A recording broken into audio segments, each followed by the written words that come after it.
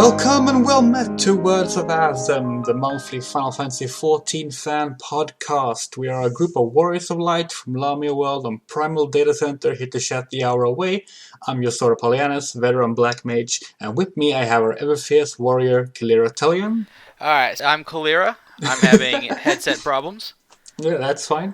And the high-soaring dragoon, Azaria Limuli. Hello. So this is our first podcast together. It's the first episode.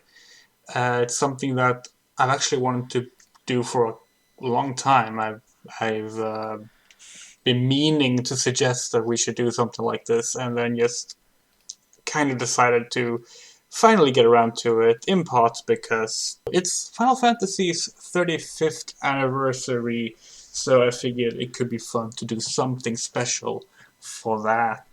We have been playing Final Fantasy XIV together now for like 7 years, I think? Going on, it's going to be 9 years this summer, so it's like eight and a third year. Yeah. At least that's when I started, and I kind of you've played longer than me, but I'm the one who kind of ended up starting this group. Yeah, and I started like two or 3 months after Kalira.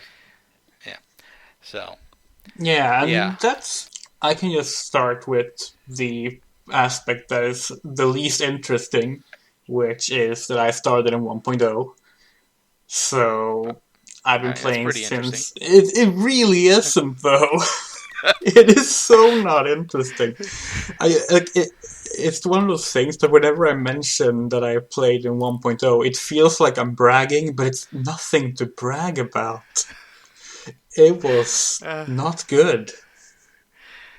Yeah, well, we probably don't need to rehash the 1.0 stuff. I'm sure everybody who's going to listen to this already knows all the 1.0 precisely. stuff. But yeah, I ended up like starting over again when A Realm Reborn came out, and started playing as Yosara and became Black Mage, and then I just happened to see on Twitter that Kalira had started.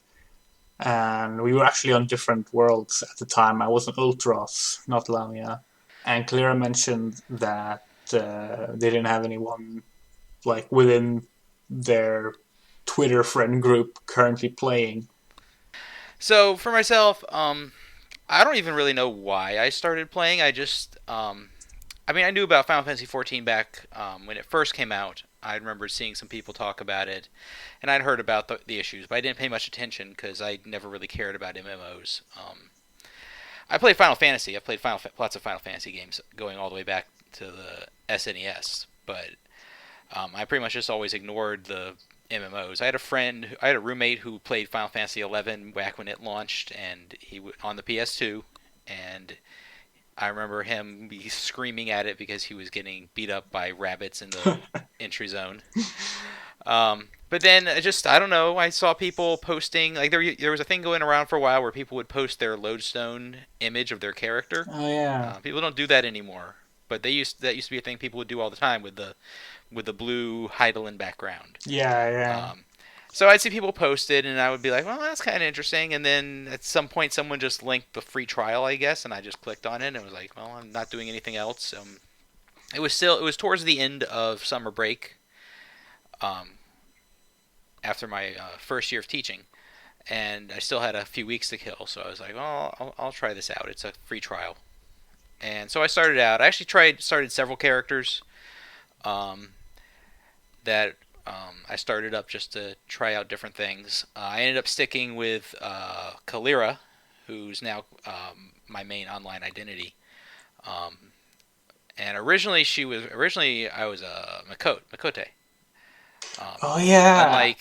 Unlike Yozora and Azaria, I've Fantasia'd twice. I went from Makote, and then I became a Aura and Heaven's Ward.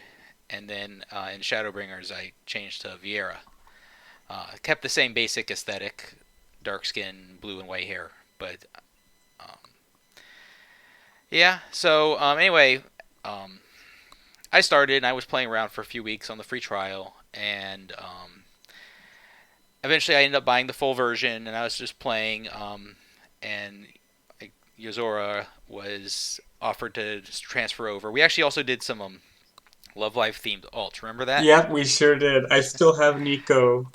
Yeah, I still Yeah. have I keep meaning to get onto Nozomi sometime and like at least finish through like Heaven's Word or something. Maybe I'll do that if I'm really bored sometime.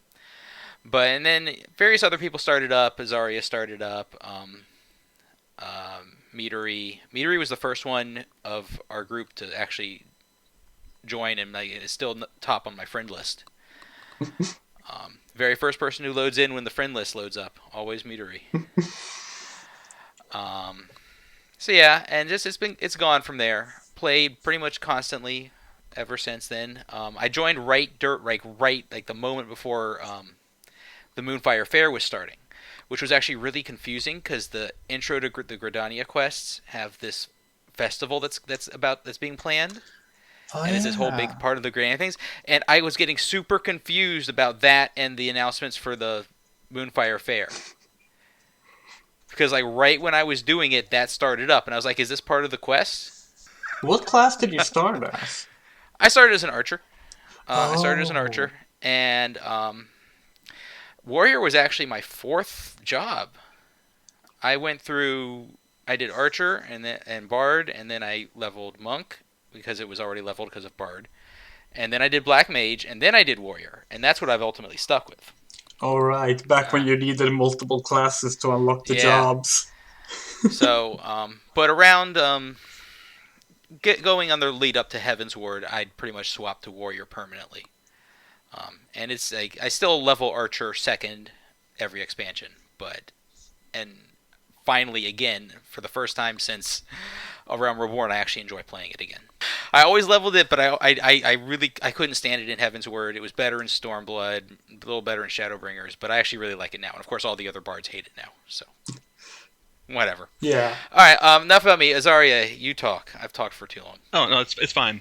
A lot of it's pretty similar. I played lots of Final Fantasy and JRPGs in general, but MMOs I didn't really do much with. I remember playing WoW at a friend's house for like 20 minutes once. I played a little bit of a browser game at one point, probably Ragnarok Online, for again like an hour or two. And that was pretty much it for a long time. I never really had that much interest, and then I was aware of the 1.0 situation, but like Kalira, I didn't pay that much attention to it. I was vaguely aware that they rebooted the game. I didn't really have an interest in it until I saw Kalira, and I think probably some other people had started playing it. And after thinking about it for a while, I was like, well, I guess I'll try it. And I got on. I think it must have been at the end of 2.3. Yeah, that sounds about right. Yeah. Well, no, because it was towards the end of 2.4 because I hit level 50 like literally 2 days before 2.4 dropped. So I was thinking about that because I thought I remembered a maintenance like right after I started, and I thought I spent most of 2.4 leveling. Because I started maybe it was because it took me a while to actually get to level 50 on Kalira. Yeah, and I played Ellie until level 15 or so at first, and then I was like, I think I want my character to be my own name, and I also eventually switched my online identity in general because I wasn't happy with my whole username. I've been wanting to get away from it for a while, but I just never really put the thought into it until I had to make a character here, and then So with Ellie, I started as Paladin and played that until about level 20 or so, and then I restarted and started as Dragoon, and that's been my main ever since. And I remember hitting 50 around when 2.5 came out because I remember the two dungeons there. Because I wasn't caught up in story by that point. I ran those on my own for the first time blind, and I was like, oh, this is really fun doing it, not knowing anything, not having people saying, hey, here's what you do. The hard modes for that patch, Amthador Keep hard, and what was the other hard? It's I remember which one it was. On the name. It was Amthador and Sunken Temple, wasn't it? No, it wasn't Sunken Temple. It was the one where you get the keys for the Amaljaw took over the place, and you watch the Tomberries murder the guy at the end. Wanderer's Palace. Wanderer's Palace. Wanderer's Palace. That was it. Wrong palace. And the Wanderer's Palace was also a sunken. It was also sunken again. Yeah. So that's what was confusing me. But yeah, Wanderer's Palace I always get them confused. not Lost City, but I was thinking Amdapor, but I was like, it's not Lost City. But yeah, Amdapor Keep Hard was one I specifically remember running with randos. Yeah, it was Amdapor Keep and Wanderer's Palace. It was those two. It was those two. Yeah.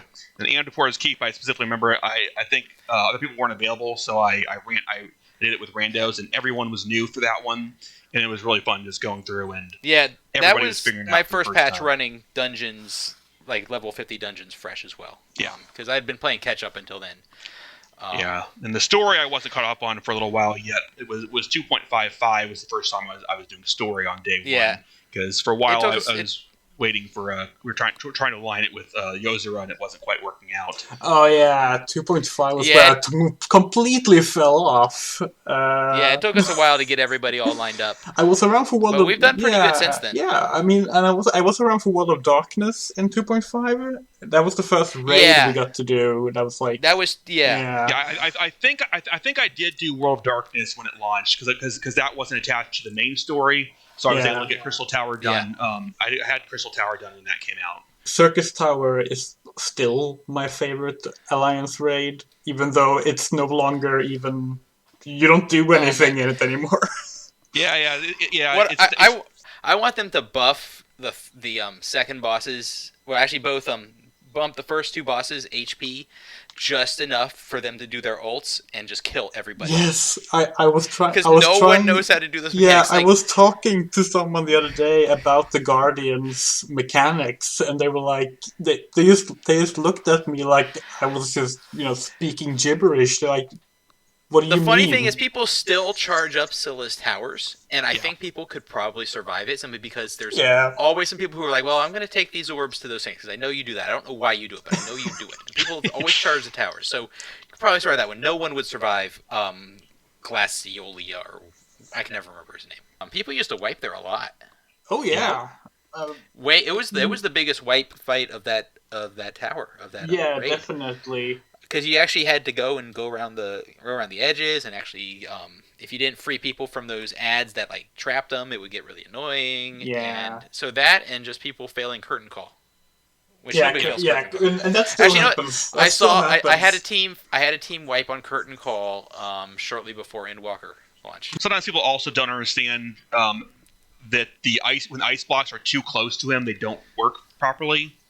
But the other big issue there is just that sometimes people just let the ads get out of control. It's like the comets when you fight the Behemoth King. Yeah, they have the same issue where if they're too close, they don't work. I wiped on Behemoth at least once since I think it was only once, but since Endwalker started. Yeah, most of the time, if that wipes, it's because people aren't controlling the golems, and they're just letting them kill the meteors. Yeah. And people haven't been controlling the golems for years. Like that's just that nobody ever picks up the golems. Yeah. If talking wipes in Crystal Tower, though, the one that still keeps happening is Phlegatron at the end of Labyrinth. Yeah, honestly, if everybody stays on him, you can kill him before the second cast. It's easy, but if too many people run away, we were really close today. But it's funny that I accepted a res as everyone else, right as the entire rest of the Alliance died to it. So I sat there while everyone else ran back. Before Endwalker, it was kind of 50-50, but now if everybody just stays on him, you will always do it, but people are cowards, so they run. And so that means everybody wipes. The worst wipe I've seen recently, though, and I haven't seen a wipe on this in literally years. Like, I can't even remember last time I wiped on this boss. The second boss of Void Ark, the plant and the tether. Oh my gosh. Really? Yeah, I don't know. I still don't know what happened. Like I was just in there as a Reaper, just hitting that plant like I always do. I always sit on the plant because I don't want to deal with the monster. I'm the opposite. I always go to the monster. So I'm just wailing on that plant, and all of a sudden everybody's dead. I don't know why.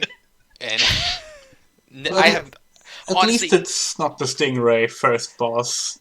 I have not seen a wipe on there since like week 1. Yeah. Yeah. And I haven't seen a wipe on Choo Choo in years and years. But I mean, I can't remember the last time we wiped on the second boss. We wiped more on the trash before that. It's funny because Ku used to be the wipe city boss. I still don't really know the mechanics of that marble room. it doesn't even matter anymore. You just run around and kill Yeah. everything, and you can kill them before it's all done. But that's one of the worst trash fights in the game. There's a lot of like strange alliance raid mob fights that like Yeah, you I can will tell never really understand. after the by the time they did the Ivalice raids, they just sort of like, all right, nobody's actually here for these ad fights, so we're just going to make them a lot simpler. But the funny thing is, there are a couple of actual mechanics in some of those. Like the one right before Thunder God Sid, you have like it's almost like a mini boss. Yeah, people would wipe on that occasionally. But the nice thing about that, now that everybody runs that all the time, people don't fail the Great Gooball Library stuff anymore. Oh yeah, because that mechanic where you got to go in the circles and chain them up is the same one from Gooball. Yep. And people fail that all the time. That used to be. That was one of the worst bosses to get in Heavensward because you'd be like, oh no, we're gonna wipe on that last boss constantly. Yeah, it was rough because you required some degree of coordination with the other players to do. I guess I could mention that before I moved to Lamia, I played with a couple of other friends in Ultros who did not end up sticking with the game. Yeah. Interestingly, well, we have some people who in our group who aren't on Lamia, but they're all on Ultros, almost all on Ultros. Which is interesting. Nowadays, when they actually have the world visit, it makes it way more manageable. Even though it's don't world visit right now, it's the worst idea possible. In the morning is okay. It's all right. So what else do we got? Yeah, so Endwalker happened. Yes. So let's talk about Endwalker. Everything spoilers, whatever.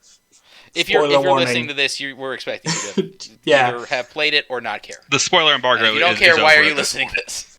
Yeah. So, oh my god, I am still kind of baffled that they pulled it off. Like, they sure did. They sure did. I was incredibly worried after a bunch of like other, shall we say, disappointing conclusions to long-running stories. With you had Game of Thrones, you had Star Wars, you had like a bunch of other things like that, and then Endwalker just comes here and like upstaged Shadowbringers.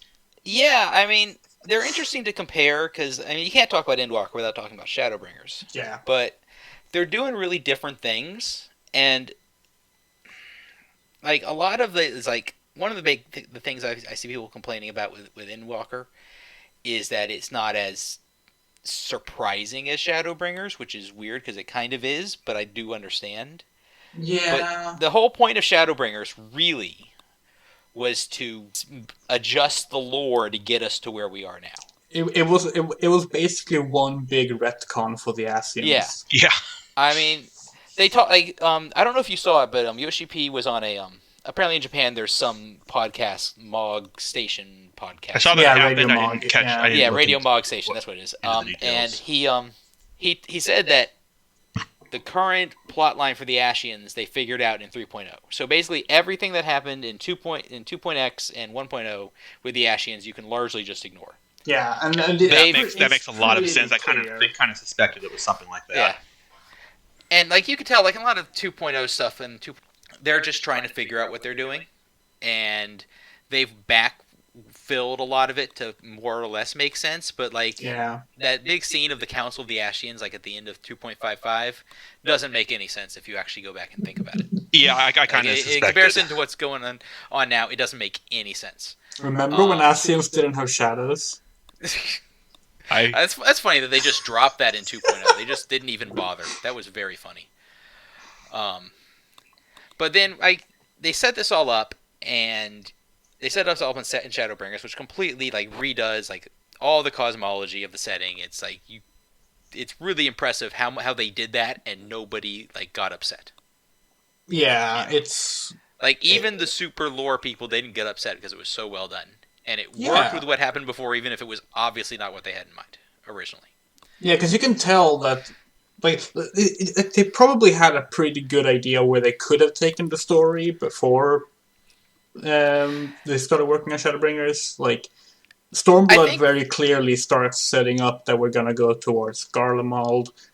I think they had a realization that Garlemald is not very interesting. Yeah, because every Final Fantasy has the evil empire, and this was just another evil empire. Yeah, they never really did much that made it more than that.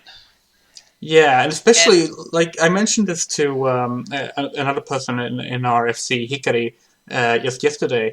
It's kind of amazing how useless the Emperors have been as villains. Because we start off the game with Solus as Emperor. He dies of old age.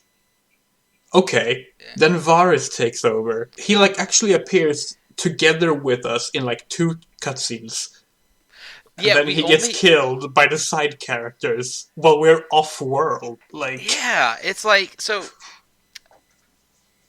It's like, when you go look at Solus, you can tell that when we saw Solus in 2.0, he wasn't Emmett Selk. Like, there was no conception of that at all. Like, definitely not. No, not a clue. And so then we meet Varys in Heaven's Word in a really forced kind of way, which is actually kind of funny if you think about it, because he shows up in the Sea of Clouds, to steal the thing we fished out of Bismarck. Yeah, the key to and us. He does not need to be there. It's ridiculous that he's there. And that scene was in the trailer too, so like everyone was like wondering, like, oh. And then we don't see him again until 4.5. Yeah, when he... we see him, but we, the Warrior of Light, do not see him again until the council. The council scene where he just stumps everyone with fascism. And that's also, like, that's the moment where it becomes, like, abundantly clear that we're going off-world. Yeah, by that point, it was very clear that we weren't going to Garlabald. We knew that already. We learned that already. But, like, it became clear, like, story-wise, why. And, like, I remember at the time, people were, like, looking at what he was saying there and thinking it was, like, trying to figure out what he was talking about. And in retrospect, now that we know what we know and what he probably knew, it makes sense. Yeah. It's crazy, but you can actually follow his line of logic.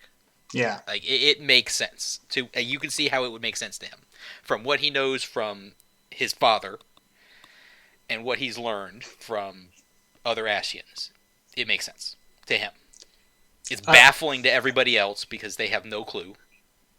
Yeah, and I was also thinking about, like, when they first showed Emmett Selk as Solus, in those scenes with Varys, he shows up in these clone bodies and acts all flamboyant. He gets killed several times.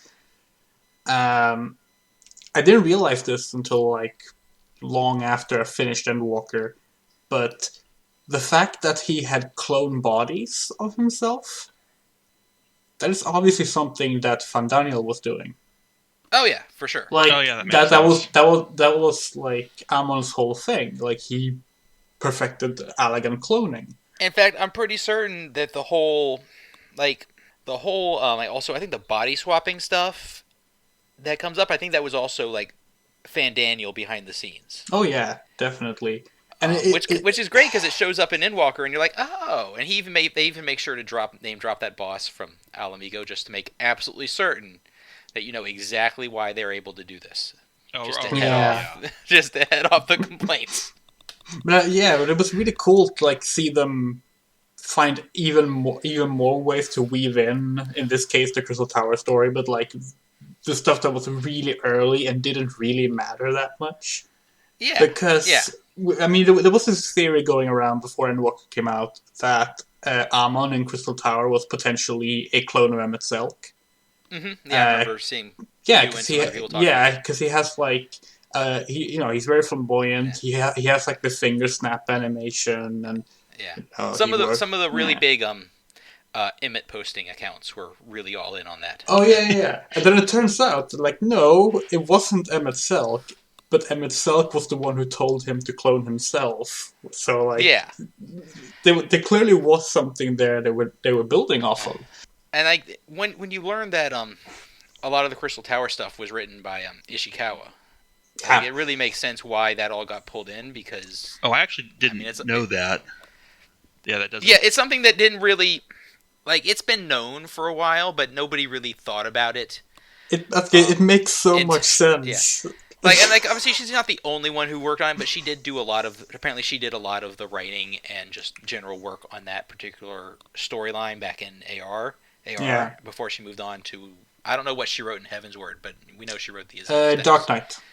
Yeah, that's right. She did the Dark Knight quest, which is also extremely obvious. Yeah. Because a whole lot of Endwalker stuff is oh yeah, it's the Dark Knight quest, and what's Emmett Selk when you have him as a tank trust? Yeah. I still haven't done that trust. I need to do it. Yeah, he's a Dark Knight as a tank trust, which is excellent. I mean, that's very good. And he also rides the Dark Knight mount from Shadowbringers. Yes, yes, that was that. I thought that was extremely clever that they had that. But you can definitely see how a lot of this through line stuff works. Yeah, absolutely. Where she pulled together a lot of the stuff that she'd worked on to thematically make it all work together. Yeah, I mean, there's a reason she got bumped up to lead scenario designer. Yeah. So, and I mean, even when you look at, I mean, I'm very harsh on Stormblood. I'm probably more harsh than I should be on Stormblood because it's actually not that bad. But even then, the stuff that I really did like about Stormblood was stuff like the Step, which again was Ishikawa. Yeah. So there's Stormblood has a lot of issues, just in terms of thematics that are a little messy, but the story it was telling it told it competently enough. I mean, it wasn't a disaster. The overarching story is fine for me, but it was the individual pieces weren't really working for the most part, other than Azem Step, which was great. Yeah. And you can see how with little tweaking it could have worked better. The only part I really have issues with is Hien still is not great. No, Hien is so boring. I was actually okay with him, but that was probably the Final Fantasy VI fan in me that was just really enjoying music. Yeah, and then you can see what they were going for with Yatsuyu. You can see. Oh yeah. What the point was, but it didn't work out quite well. But it did ultimately I just forgot his name. What her brother's name? Asahi. Having her kill him and then bring him back as Fandaniel seemed ridiculous, but in the end it was actually fantastic. It is so hilarious that I hated Fandaniel because he was so annoying and he looked like Asahi. And he was so one-dimensional. And then Endwalker happens. Yeah, I didn't hate Fandaniel, but I was sure that he was going to die in 5.55 or something. I was sure. I was like, "There's no way." We were talking about that. Yeah. Yeah. It's putting him in Asahi's body specifically was they didn't have to do that. Nothing really would have changed that meaningfully for the entire story if he wasn't Asahi for no reason. Yeah. But it did it accomplished a couple goals. It made you hate him. Yeah. And that was what you were supposed to think he was terrible. You were supposed to just immediately viscerally dislike the dude. And that's a great way of just making clear that he's not. They make this dude that everybody hates. They kill him. Then they bring him back another really obnoxious dude in his body, and that's guaranteed to make everybody hate him, and that's good because they didn't want people liking Fandaniel. And then they make you like Fandaniel. Yeah, they really did. It's also really funny that we fight him 3 times in the same expansion pack. But he's not the final boss. No, they said he wouldn't be the final boss, and he's not the final boss. So that's true. Yeah, I'm still not over the fact that Yoshi P actually just showed off Elpis concept art during that letter. Yeah, I remember them being worried about spoilers there, and I'm just thinking, okay, it's an image. Then you get there, and you're like, oh, okay, I understand now. Yeah. Everybody thought it was Zeal, which was actually very funny that people thought it was Zeal. Yeah, because that's not even Final Fantasy. I think I only saw when I saw it. I thought it was only a joke because aesthetically it was. Well, I mean, they did put Palace of the Dead into Final Fantasy 14, so who knows? But what are the zones they did reveal? Well, they revealed that the Charlayans had an underground geofront. That's wild. That's apparently not a spoiler.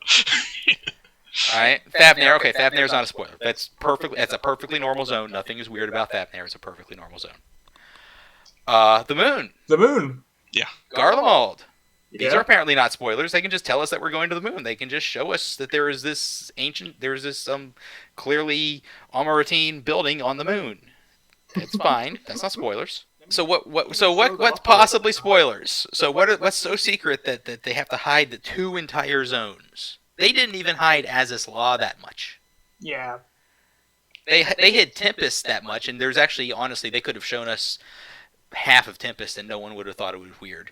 Because I was sort of thinking about like the zones in the expansion packs, and like we make a big deal out of the 6th zone, but like Azes Law was not that hidden. Like you could figure out that there was a Final Fantasy VI style mechanical floating continent out there in that expansion. And it's also not very interesting. Like Azes Law is very boring. It's definitely the most boring so zone. Boring. It's a floating elegant ruin. It's I think if they did it again now, it would be more interesting. You know what's funny though? What I said back in Heaven's Word, and man, we're just not even remotely on topic, are we? No, but that's fine. What I said back in Heaven's Word is one of the beast tribes should be the Allegan nodes, because it would be very funny. And you know what they've done every single time we've gone back to Azes Law? They've made the Allegan nodes extremely funny. Have you played the Weaver Crystarium?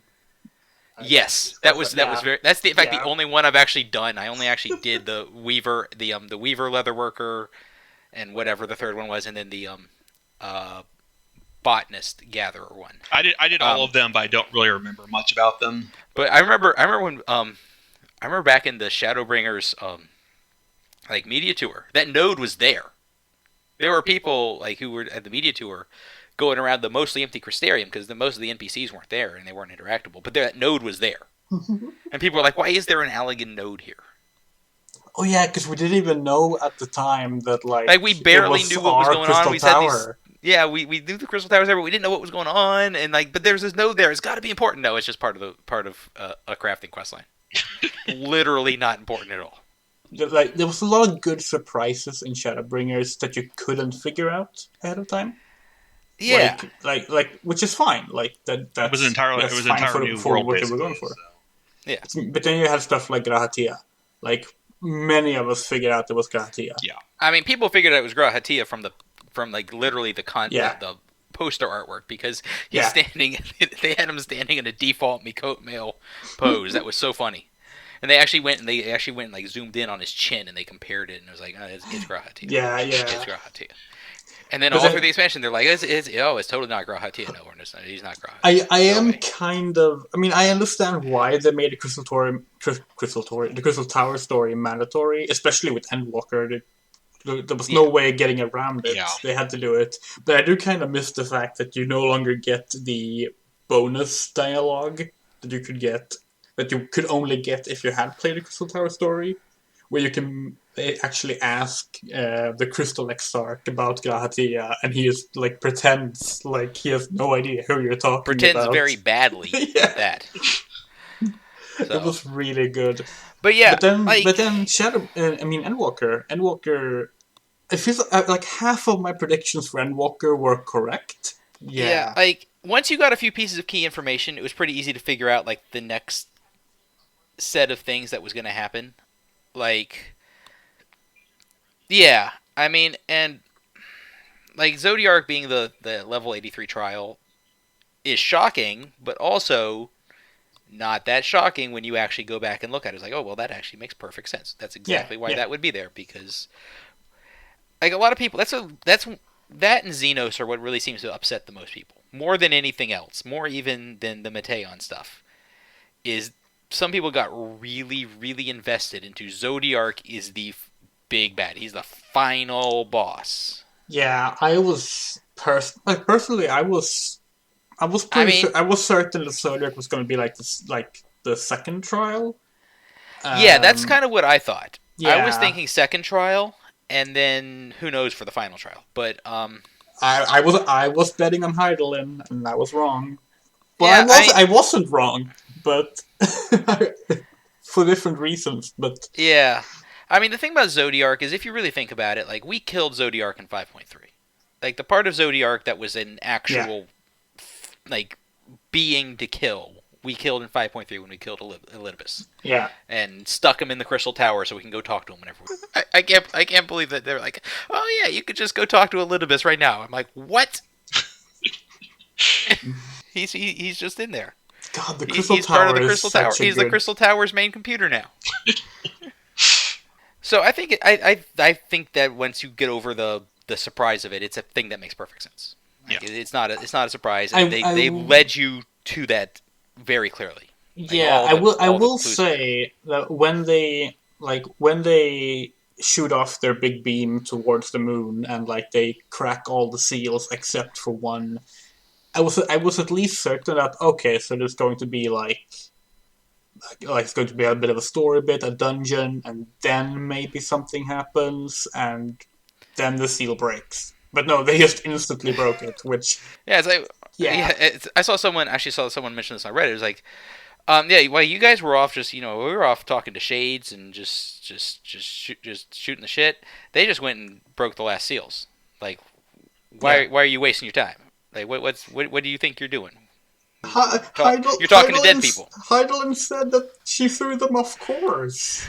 Obviously not enough. One of the coolest things about how Endwalker threw us off on things, though, was that first big cutscene when we leave for Charlian. Mm-hmm. And we have this recreation of 1.0, and then we go up on deck and we meet Heidelin. Yeah. And, like, the warrior, like, actually it's just like, so you're a primal, huh? Sorry. I don't remember which choice I chose there, exactly. I picked the, I feel I can't trust you anymore, or something like that. Yeah. I don't remember which one but I just remember the fact that she didn't deny it, I was just like, oh. Well, that changes things. But yeah, but there were other things that were pretty obvious, and were intentionally obvious, like, Charlian building a generation ship of some sort with the moon rabbits. Oh yeah, people were calling that, like, as soon as we figured out what Labyrinthos was, like, people were calling that immediately. The cutscene where Alice is like, why are they taking things into a place we haven't been to yet? It's like, oh, okay. Yeah. Even before the expansion, people were calling that. Once people figured out what Labyrinthos was, that was obvious. There was like things we didn't know, but the general thrust of it was pretty obvious. Yeah, but I do like how obvious it is, because then you have that moment where you're on the moon and the rabbits are like pretending to be secretive, and the other scions are like I think it's just Stola, like, even it's Stola, yes. Yeah, even just like points it out, like, it's obviously Charlian. Yeah, like I like that, because the reason they clearly the reason they brought those three scions up is because Alice and Alphinaud would have had no part of humoring the rabbits. Oh yeah, and, but at the very least, not Alice. Yeah, no, Alice never would, and but I think it would have been very funny to have had Estinian there. Oh, that would have been really funny. Yeah. Well, there'll be future opportunities for Estinian to get swindled by moon rabbits. God, he doesn't have to swindle by them. They can enjoy not knowing the value of money together. Yeah. Yes. Oh my god! Like, I feel like that was like the first really just outright hilarious moment in Endwalker, was when we arrived in Fallen. Oh my gosh!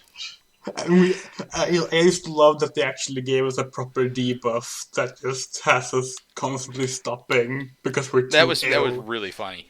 Yeah.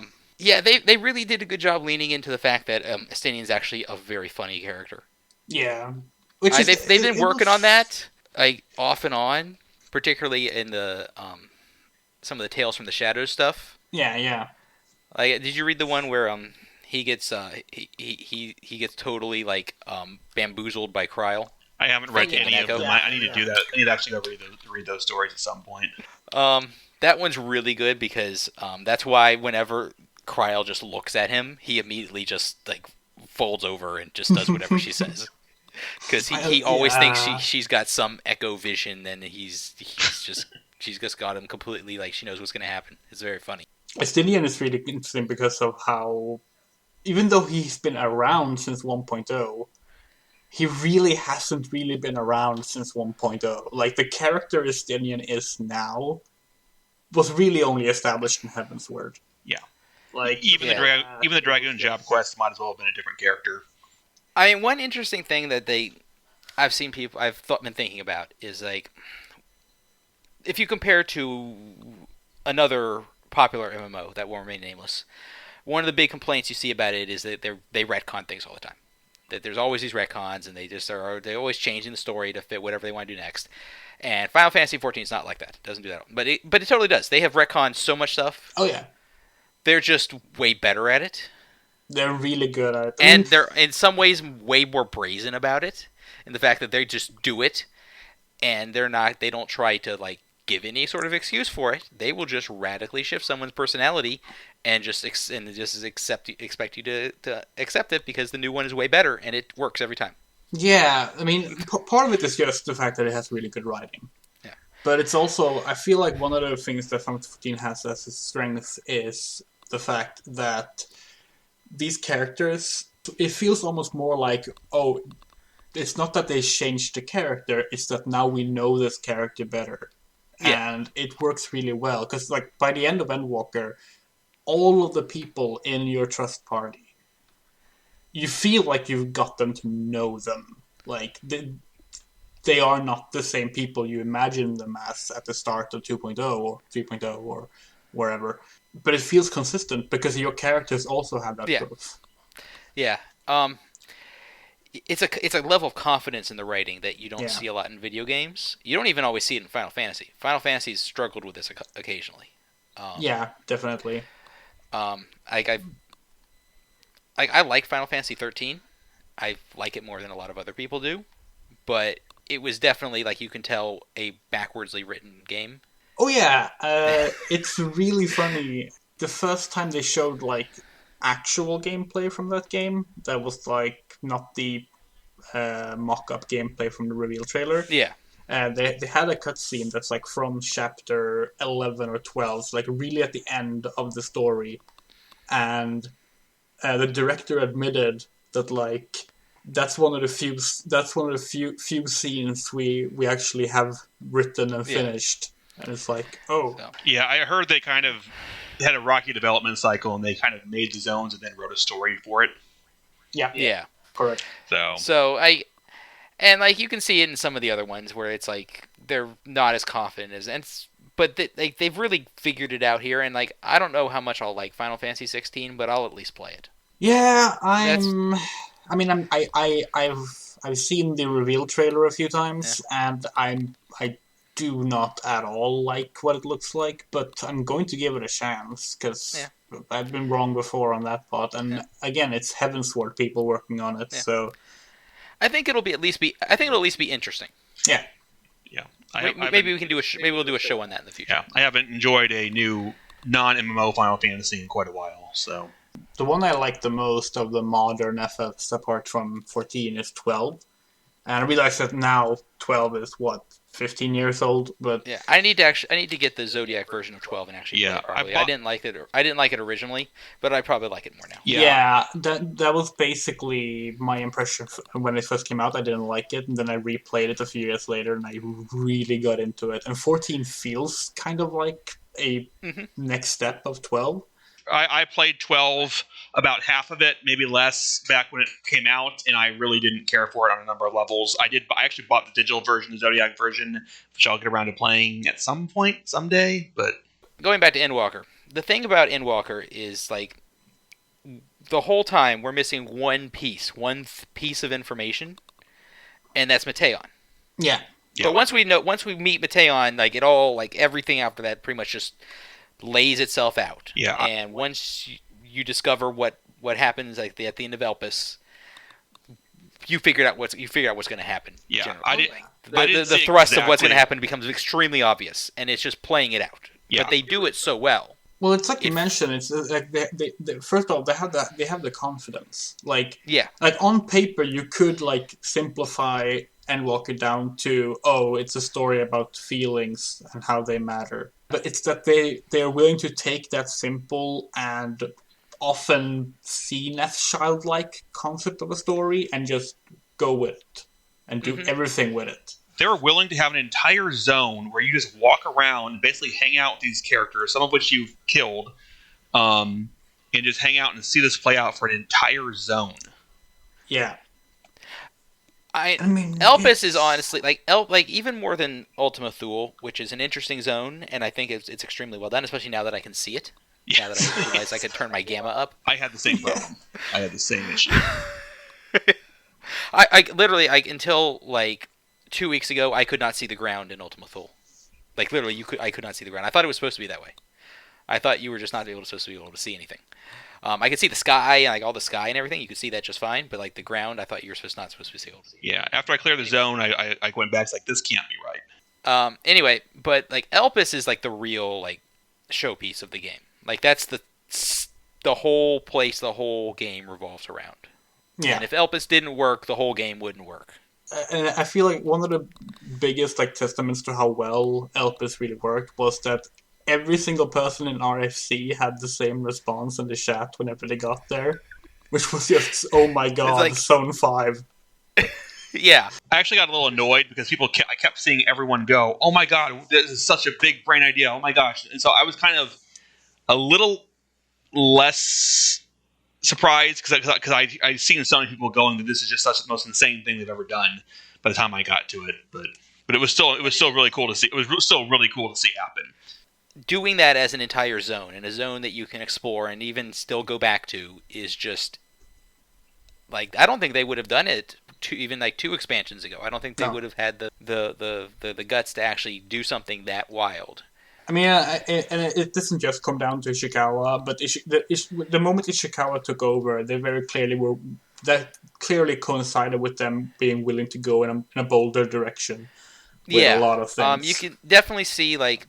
I don't know if any MMO would really like just accept that we would have a permanent zone now that is just the past that you can just go to whenever, and it's that key, and it's like something that would normally be done in a cutscene or set of cutscenes or a limited instance, and it's just there. And it's not even like this is the past, but like it's not really canon. Like you can't really do things in it. Like no, we can do basically whatever because their world is gonna end, and that is so clever as well. Because like I really don't like time travel stories most of the time, and one of the big like paradoxes that really bug me in time travel stories is when someone goes back in time to change something.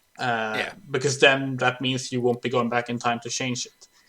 But here they just like before you even get there, they establish that they won't have that problem. Like what's really funny? Yeah, the really funny part, and I didn't even realize this. Like I should have realized it, but I didn't even realize it until someone else mentioned it. What's the very first like real interaction you have in the zone? Like after you meet Hythlodaeus and himself, what's the first thing you do that definitely changes something? You get your robe, right? You get your robe. You get matter. What's a robe made out of?